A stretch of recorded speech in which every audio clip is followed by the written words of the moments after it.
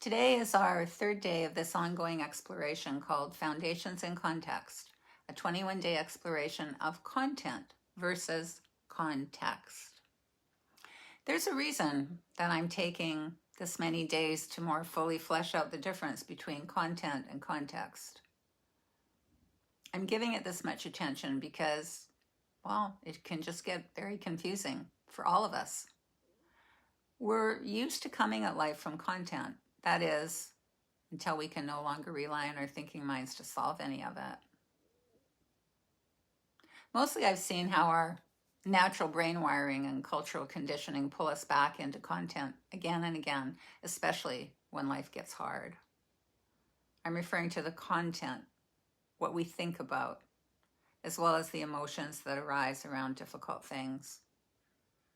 And on top of that, we have what we think about how we experience our thoughts and emotions. You feel me in this? It's really complicated.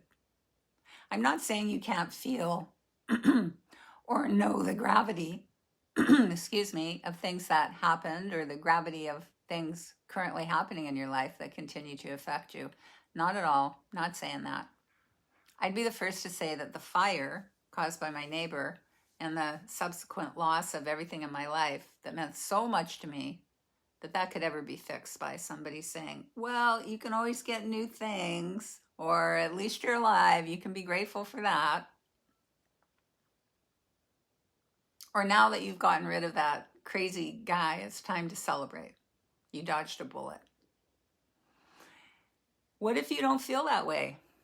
What if you don't feel that way all the time? What if you recognize and understand all the reasons for the things that happened or the insanity of the things that happened? And what if you can see the balance scales of the events that happened as, on one hand, nonsensical, and on the other hand, on the other side of the balance scale, that they make perfect sense?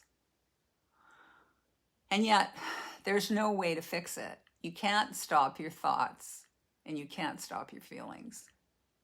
You just can't do that effectively, and certainly not long term.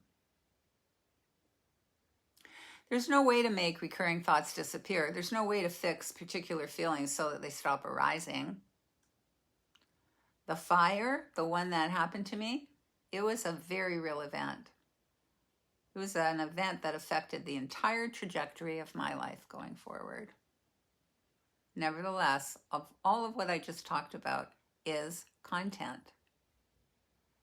And to be honest with you, your particular content won't always feel so problematic as you move through life, as you figure out what you need to do, your daily stuff, planning, executing, analyzing, tweaking, modifying things through your abilities to think and reason. But if you're here listening to this talk or any of the other conversations in this series, you've probably had a thing or two that have happened to you in your life that have been cataclysmic, catastrophic, things that continue to haunt you. And let me just take the opportunity right now in this conversation to say that there's nothing wrong with you. You may feel broken. You may feel like you just can't let go of whatever it is you think you need to let go of in order to move forward. You might think you're nuts to be plagued in the way that you are. And I want to reassure you or assure you, you are no more crazy than your neighbors or me or a rock star or the CEO of some company or the guy you buy your eggs from. We'll all grapple with difficult things at one time or another. There'll come a time when bypassing and the workings of the mind no longer help. And when these events happen, there's often something else present. It's an offer. Not like winning free tickets to Las Vegas. It's a different kind of invitation. Let's call it loosely an offer from the universe that's been embedded into your life's experience. And in these more difficult times, we sometimes see that invitation, it's a little more clear. Sometimes we can even hold the invitation in our hands. It's usually accompanied by a significant amount of pain that occurs in your thought processes and in your feelings, the kind that feels unbearable, like you just can't navigate it. We're still talking content here. That's the content of life that carries weight and gravity. Things like trauma, grief, loss, betrayal, estrangement, despair, existential heartbreak, the kind of loneliness that cracks you wide open while simultaneously contracting you, like what can happen when you throw salt on a slug. Such a list. Our content is not necessarily a problem to be fixed. Sometimes it's helpful to think about these events as landscapes that we find ourselves moving through as human beings. We didn't ever count on the terrain. There are no maps available in this landscape. In this terrain that we're moving through, we might see a few other backpackers on the trail, maybe off in the distance, sometimes closer when people can speak from vulnerability. Yet we can begin to trust something here. Pull out the invitation again. If you look at it in the right light, you might be able to see that the landscape that we're moving through, that it exists on some kind of ground. Some kind of ground underneath the landscape. Something holds it up, doesn't it? Most of us spend the majority of our lives focused almost entirely on the content of our experiences, the circumstances, the events, the thoughts running through our minds, the emotions moving through our bodies, the situations we find ourselves in. That's what we normally mean when we say, what's happening in my life? Content can have deep gravity. It pulls our attention toward it. Problems pull us in, conflict pulls us in, fear pulls us in, pain pulls us into more of itself. And as we're pulled into more of it, we really can't deny our experience. That makes sense. Our minds are designed to pay attention to things that feel important or threatening or unresolved. The mind wants to fix things. It wants to figure things out, and it wants to protect us. The events, the circumstances, the narratives we have, the thoughts about the thoughts, the feelings about the feelings, the thoughts about the feelings, and the feelings about the thoughts.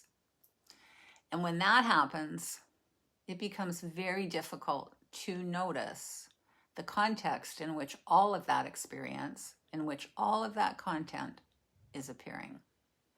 Context, the ground. And I'm not talking about the ground underneath your feet, although that can sometimes be a helpful doorway into the dimension of conscious awareness. But I'll promise you, if there's an earthquake or a flood or a fire, you will not be able to ground through your feet, nor through a couple of vagus nerve regulating breaths. They won't help for long. Or even if you have breathing problems, you won't be able to ground through your breath, not at all.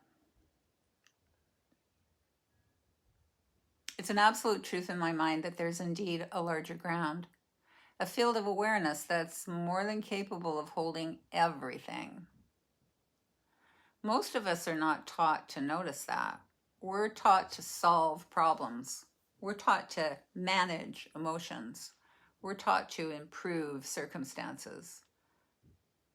But we're rarely invited to notice the space in which experience is actually unfolding, to notice the awareness that's already there.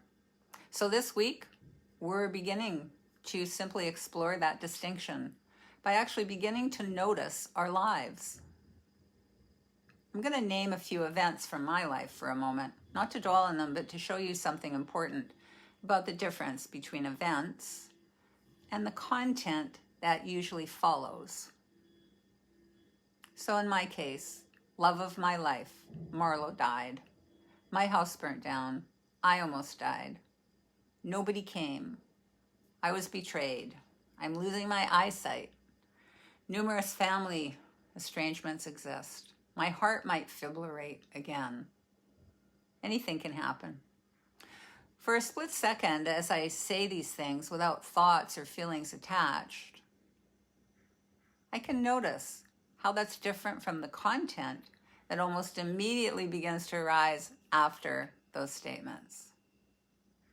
So today you might simply notice how strong the gravity of content can be, how quickly attention moves toward the events, the problems, the emotions, the thoughts, and the situations. And again, there's nothing wrong with that. It's very human. The intent here is not to take any of it away. Today the intent is to notice that there is something else here.